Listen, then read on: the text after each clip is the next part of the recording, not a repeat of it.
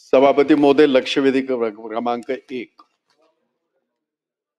सभापती महोदय, आपला आभारी आहे कारण ही काल दाखवली गेली होती, परंतु मी नव्हतो कारण मी दिल्लीला माझ्या काही महत्वाच्या कामासाठी गेलो होतो आणि आपण ती राखून ठेवली, त्याबद्दल आपला मनापासून आभार व्यक्त करतो आणि एक विनंती करतो. सभापती महोदय, तुम्ही आम्ही अधिवेशनाच्या काळात काम करतो इथे आपल्या आपल्या पद्धतीने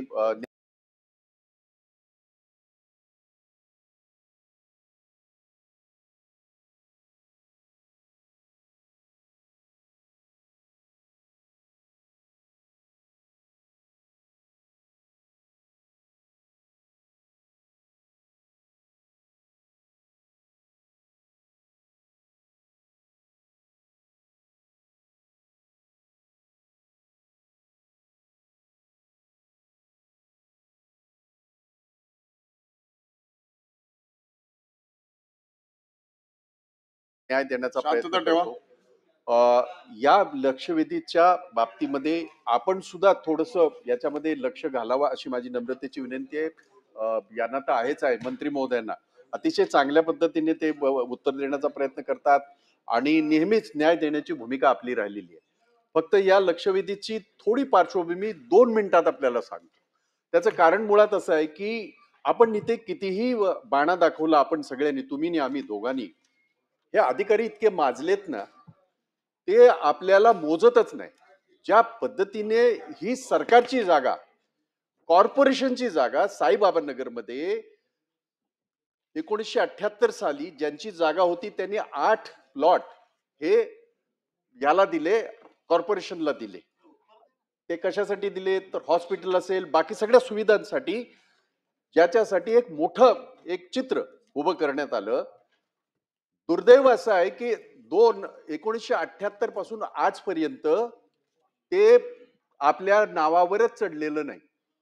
म्हणजे ह्या अधिकारी इतक्या मस्तवाल आहे आणि दुर्दैवानी ती महिला आहे, त्यामुळे मला मर्यादा आहे बोलताना.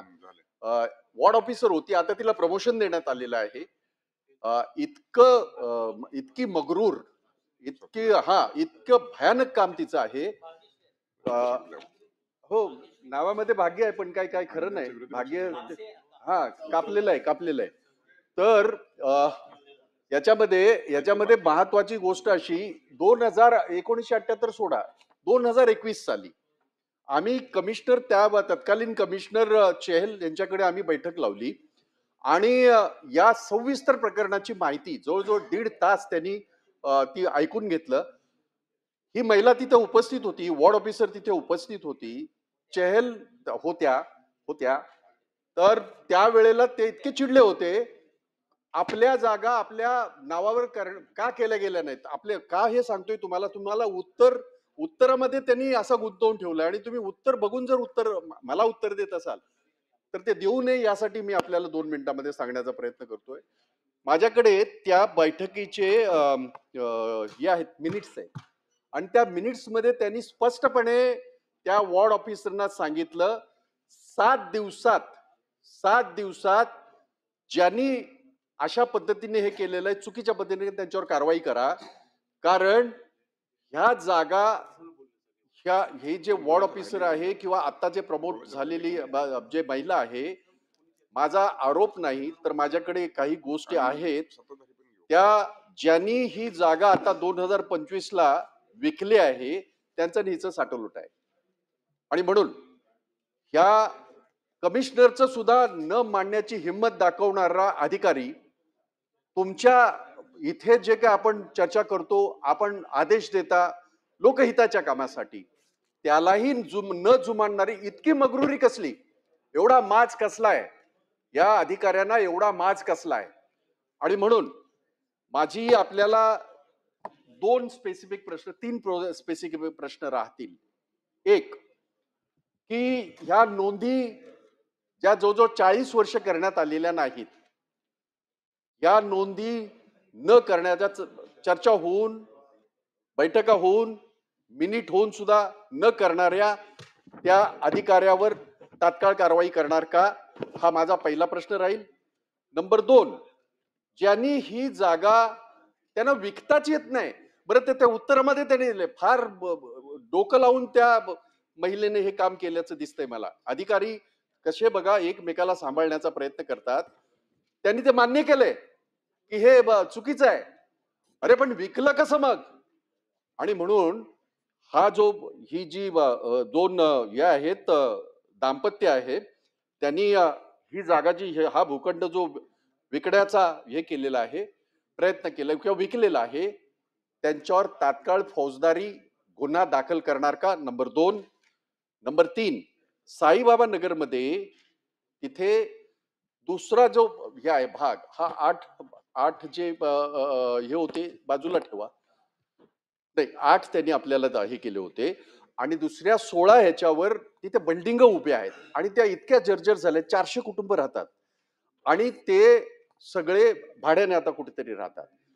त्यांना आपल्या शासनाच्या किंवा आपल्या याच्याप्रमाणे त्यांनी हे दाखल केले आर्किटेक्टने त्यांची नकाशे दाखल केले सगळं काही हे केलं आणि ही महिला ही अधिकारी त्याला स्टे देते.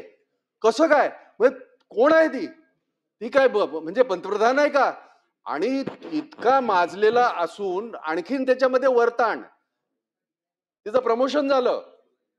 ती डीएमसी झाली. जागा सोडत नाही. अरे कमालच आहे. मग काय चाललंय काय मुंबईमध्ये दिवसा डोळ्या इतकं माजलेलं कोण कसं काय राहू शकतं? म्हणून माझी आपल्याला विनंती आणि प्रश्न सुद्धा आहे. तात्काळ या महिला अधिकाऱ्यावर तात्काळ आपण कारवाई करणार का? हा पहिला प्रश्न. नंबर 2, हा जो स्टे दिलेला आहे आणि तो अनावश्यक आहे. त्या बिचाऱ्यांनी किती किती वर्ष बाहेर राहायचं आणि त्यांनी सगळ्या परमिशन घेतलेल्या आहेत. तर तो हा स्टे ताबडतोब वेकेट करणार का? ह्या 16 बिल्डिंगचा हा स्टे ताबडतोब वेकेट करणार का? आणि त्या 2 लोकांनी 2 याच्यानी ज्यांनी ही जागा विकलेली आहे त्यांच्यावर ताबडतोब फौजदारी गुन्हे दाखल करणार का? 3 प्रश्न. सन्मान्य सभापती महोदय, सन्माननीय ज्येष्ठ सदस्य भाई जगताप साहेबांनी जी लक्षवेधी या ठिकाणी मांडली, बोरवली साईबाबा नगर, याच्यामध्ये सन्मान्य सदस्यांनी सांगितलेली वस्तुस्थिती अतिशय तंतोतंत बरोबर आहे. कारण 18 प्लॉट होते, 18 पैकी 8 महानगरपालिकेने घेतले, 10 विकले गेले त्याच वेळी 1978 1980 सालात. आणि हे प्रकरण बाहेर आल्यानंतर खरं तर या 8 प्लॉटवर जी काही खरेदी विक्री झाली त्याच्यावर कारवाई करण्याऐवजी संबंधित अधिकाऱ्यांनी ज्याच्याशी काही संबंध नाही अशा 10 प्लॉट मधल्या 16 डेव्हलपमेंटच्या बिल्डिंग ज्या आहेत त्याला स्टे देण्याचं काम केलं. त्याच्यामुळं पहिली महत्वाची गोष्ट की ज्यावेळी पोलिसांनी कारवाई करायची होती ते पोलिसांकडनं असं सांगण्यात आलं की अजून आमच्याकडे तपास सुरू आहे.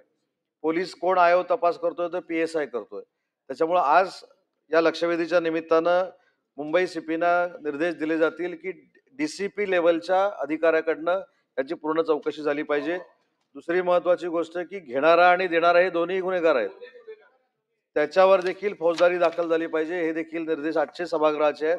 आणि तिसरा जो मुद्दा आहे की DMC होऊन देखील त्या महिला अधिकारी त्याच ठिकाणी बसलेले आहेत, त्यांनी DMC मध्ये जाण्याच्या दृष्टीने देखील निर्देश दिले जातील आणि त्यांच्यावर देखील या सगळ्या संदर्भातला ठपका ठेवून कारवाई केली जाईल. कोणालाही पाठीशी घातलं जाणार नाही. फक्त याच्यामध्ये एकच महत्वाचा मुद्दा आहे, तो अजून एक सांगतो की जे रिडेव्हलपमेंटसाठी काही प्लान्स दिलेले आहेत ते काही अडचणीमुळे देखील थांबलेले आहेत. म्हणजे ह्यांनी स्टे दिलेलाच आहे परंतु काही अडचणीमुळे देखील थांबलेले आहेत. ते देखील थांबलेले जे प्लान्स आहेत ती कागदपत्रांची पूर्तता करून त्यांना देखील लवकरात लवकर परवानगी देण्याच्या दृष्टीनं आदेश संबंधित यंत्रणेला दिले जातील. सभापती महोदय अतिशय अतिशय अतिशय नाही चांगलं आहे. त्याच्यामध्ये एकच गोष्टीच आहे आपल्याला तुम्हाला सगळं माहिती आहे. आता कसं झालं माहिती आहे का की आपण खूप चांगला निर्णय त्या स्वागतच करतो. पण माझी विनंती राहील त्या महिला अधिकारीला पाठीशी घालण्याचा आपण कृपया प्रयत्न करू नका. तिला तात्काळ रजेवर पाठवा आणि 1 महिन्यामध्ये तिची चौकशी करा आणि तिच्यावर कारवाई करा. मी आता लगेच सस्पेंड करा असं म्हणत नाही, पण एक मेसेज जाऊ द्या. कमिशनर बरोबर बैठका होतात, तिथे तिला आदेश दिले जातात, तरी सुद्धा ती पाळत नाही. इतकी माजलेला एवढा माज कसलाय? कशासाठी हा माज आहे? आणि म्हणून माझी आपल्याला विनंती राहील की त्याला सक्तीच्या रजेवर पाठवा 1 महिन्याच्या. 1 महिन्यामध्ये तुम्ही तुमची चौकशी पूर्ण करा आणि तिच्यावर निलंबनाची कारवाई करा. माननीय मंत्री महोदय. नाही सभापती महोदय, मी सुरुवातीला जसं सांगितलं की याच्यामध्ये कुठेही कुठचीही गोष्ट सन्मान्य सदस्यांची मी नाकारलेली नाही. कारण जो त्यांनी घटनाक्रम सांगितला तो तसाच्या तसा आहे. म्हणून मी सांगितलं की त्या कोण ज्या अधिकारी आहेत, महिला अधिकारी आहेत, त्यांच्यावर कारवाई करायला देखील कुठेही अडचण नाही. फक्त माझी सन्माननीय सदस्यांना एवढीच विनंती आहे की हा मुद्दा जो पहिला आला की प्रमोशन होऊन देखील ते जागा सोडत नाहीत, त्यांना पहिली जागा सोडायला लावू. दुसरी महत्वाची साहेब गोष्ट अशी आहे की त्यांची देखील चौकशी होणं गरजेचं आहे. या सगळ्या ह्याच्यामध्ये त्यांची देखील चौकशी होणं गरजेचं आहे. आणि म्हणून PSI ग्रेडचा जो अधिकारी ही चौकशी करत होता, आयो होता, ते बदलून DCP लेवलच्या अधिकाऱ्याला आपण हे सांगू. आणि जे काही सांगितलं जातंय की 8 प्लॉट मधला जो काही प्रकार घडलेला आहे त्याच्यामुळे 10 प्लॉटच्या लोकांना स्टे द्यायचा, तो स्टे तर 100% देण्याची आवश्यकता नाही. या देखील सूचना आमच्या सगळ्यांच्या आहेत. लक्षवेधी क्रमांक 2 संजय खोडके. अध्यक्ष महोदय, लक्षवेधी